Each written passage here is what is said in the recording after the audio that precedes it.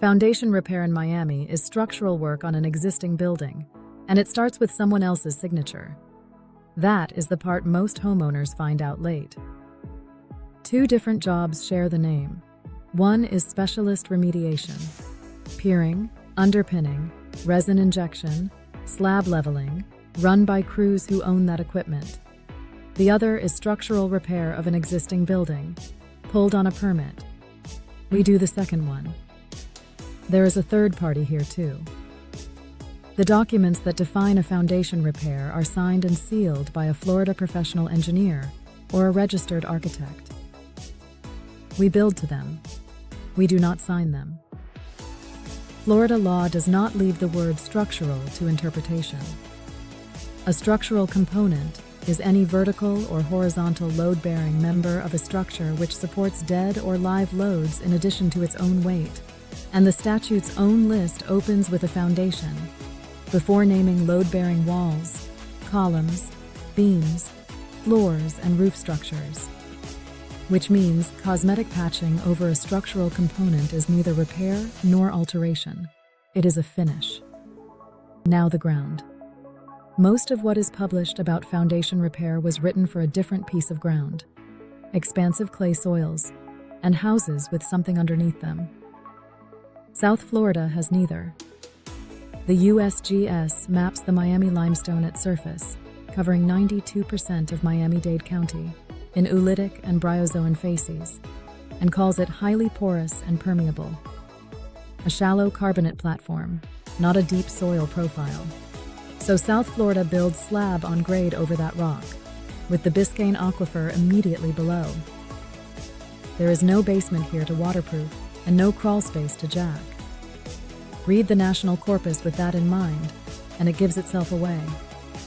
Sump pumps, encapsulation, house leveling on piers. On coastal stock, the problem that actually arrives is spalling. Chloride reaches the reinforcing steel. The steel corrodes, the corrosion expands, and the concrete cover breaks away from the inside out. That is a concrete restoration scope. Remove the unsound concrete, treat or replace the reinforcement, rebuild the section, restore the finish. There is one more thing worth checking early.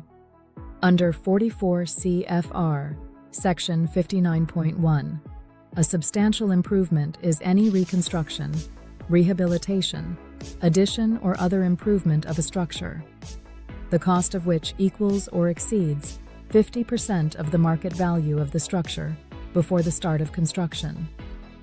And the term includes structures which have incurred substantial damage, regardless of the actual repair work performed. On older stock in a flood zone, a major foundation repair can cross that threshold and pull the whole building into floodplain compliance. Then the license. Under Chapter 489 of the Florida statutes, a general contractor's services are unlimited as to the type of work he or she may do. A building contractor is limited to buildings which do not exceed 3 stories in height. A residential contractor to residences not exceeding 2 habitable stories above no more than 1 uninhabitable story. And read the next part precisely. A general, building, or residential contractor shall be responsible for any construction or alteration of a structural component of a building or structure. The responsibility is not the general contractor's alone, and any page telling you otherwise has quoted half the sentence. What the general class adds is the absence of a ceiling on the building it may take. Gavin Constructions. Florida Certified General Contractor. License CGC 1524886. More than 500 projects since 2015, and more than 37 Build Zoom verified permits across Miami-Dade, Broward, and Palm Beach County. Look up the license on My Florida License before you sign anything. Then call 786-397-8380.